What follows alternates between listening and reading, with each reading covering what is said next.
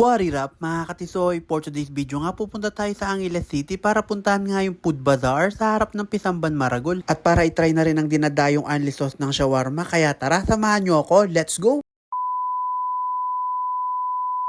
Bago nga tayo pumunta ng Angeles, susunduin ko muna nga si madam dun sa trabaho niya. Pero mabilisan lang yan dahil walang traffic at smooth lang ang biyahe, kaya maya maya lang nandito na ako. Pagdating ko nga naghihintay na pala si madam. May sundo.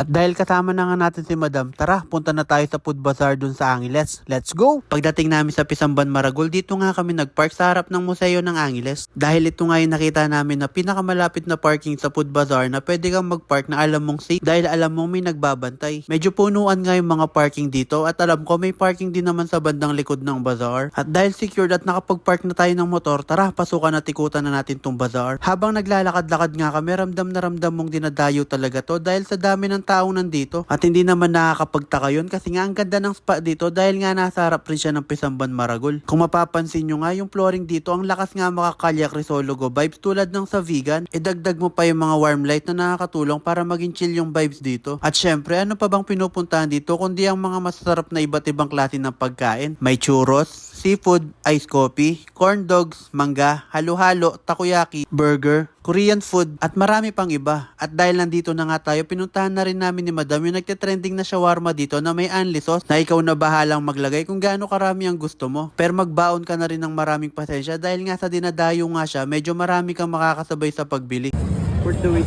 Pagtapos nga namin mag-ikot-ikot, eto, nakakain na nga kami. Dito na lang nga namin napili ni madam kumain sa may motor para na rin may patungan ng mga gamit at pagkain namin.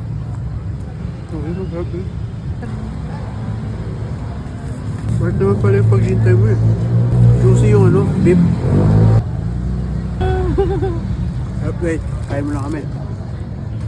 Pero kung pupunta nga kayo dito, huwag kayong mag-alala dahil may table sa chair naman sa loob. Mas napili lang talaga namin kumain dito. Habang kumakain nga kami, ramdam na ramdam namin yung chill vibes ng lugar. Kaya perfect na perfecto, pang barkada, pang date o kahit pang family bonding, pwede rin. Kaya kung malapit lang kayo sa Angeles City, marerecommend ko nga na puntahan nyo tong food bazaar dito sa harap ng Pisamban Maragol. Sulit nga yung experience namin dahil nga sa ganda ng lugar. Perfect spot nga to para sa IG stories, kaya idagdag mo na to sa next na lakad nyo. At sa parking naman, wala namang presyo yung parking, kumbaga tip na lang siguro yung ibibigay mo. At pagtapos nga mabusog ng mata at ng tiyan namin, umuwi na rin kami. Yun lang, salamat sa pagsama sa amin. Like and share. Shush!